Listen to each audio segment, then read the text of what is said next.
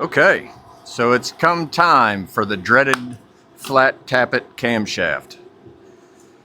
If you listen to the rumor mill on the internet, this is guaranteed to be junk straight out of the box.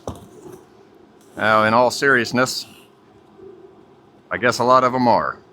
So we're going to go ahead and go through and do a fair bit of measuring, try and get a sense of exactly what it is we've got. So after a pile of research, I decided I was going to go with the Howard's Rattler. Sounds like it's got a real nice chop, adds a couple of HPs, and I mean, take it for what you will, but I wasn't able to find anybody online complaining about Howard's cams.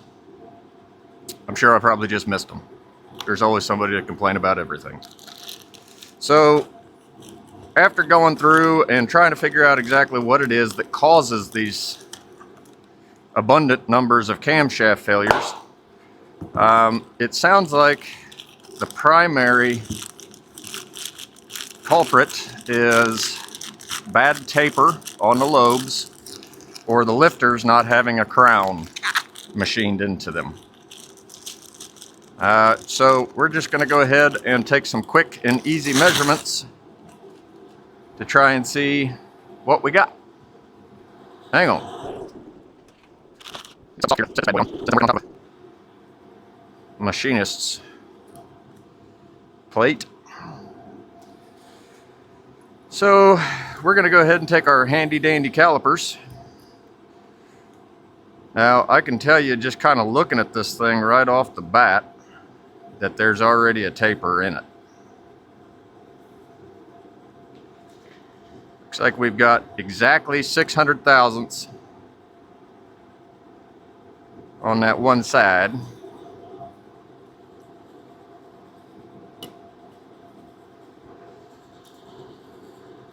Looks like I measured the short side. Get on now. Looks like we got about 8 thousandths taper on that lobe. 5 thousandths on that lobe. 5 thousandths on that lobe. About 8 thousandths on that lobe. Surprisingly, they're pretty consistent. Of course, the intake's slightly different than the exhaust as far as the measurement is concerned, but it's only marginal. And being that it's designed by smarter people than me, surely they intended to do that. 5 thousandths. 8 thousandths. I'm seeing a pattern. Oh yeah. Oh yeah. All right. Well, I'm going to go ahead and measure the rest of these, but so far, it's looking pretty good.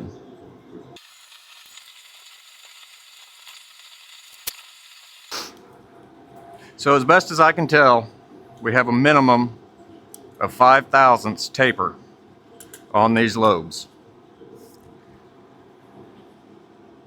I guess. So while we're measuring stuff, I'm going to go ahead and take a minute and see if we can't get a sense of how the crown is on our lifters. So my understanding is that there's supposed to be a few thousandths worth of not dish, but crown on every one of these lifters. I'm not exactly a smart feller,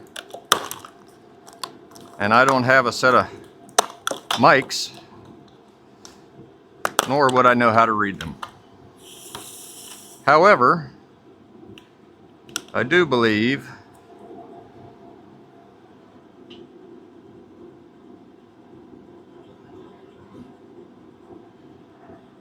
it's pretty easy to tell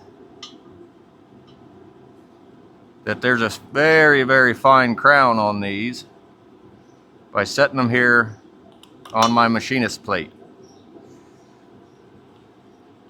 If I set it on a flat surface and look to bump it, it's pretty solid.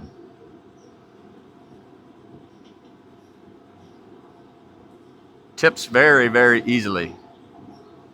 Moves very, very easily. If I put the lobe end down.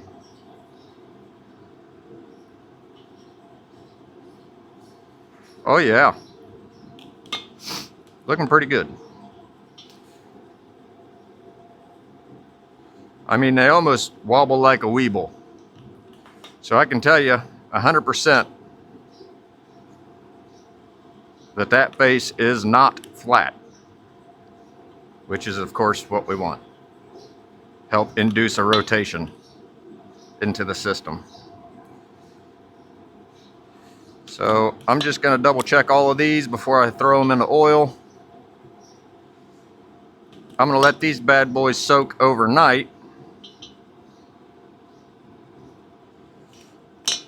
But while I've got the pistons and rods out, I'd like to go ahead and put the cam in. That way I can easily get to it from top and bottom, just in case I need to kind of help coax it into the cam bearings any. So even though I don't have a measurement on what this crown is in these lifters, I'm at least able to verify that they do in fact have a crown. 2 more, come on baby.